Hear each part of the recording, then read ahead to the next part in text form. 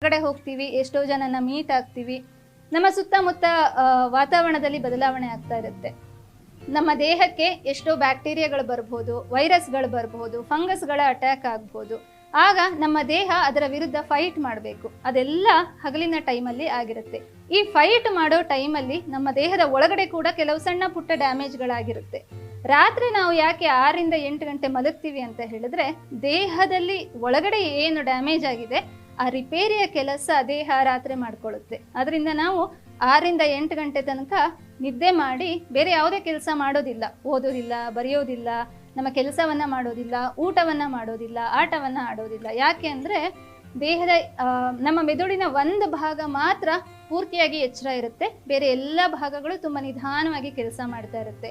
ಆ ಒಂದು ಭಾಗ ಏನ್ ಮಾಡ್ತಾ ಇರುತ್ತೆ ಅಂದ್ರೆ ದೇಹದಲ್ಲಿ ಆಗಿರುವಂತ ಡ್ಯಾಮೇಜ್ನ ರಿಪೇರಿ ಮಾಡ್ತಾ ಇರುತ್ತೆ.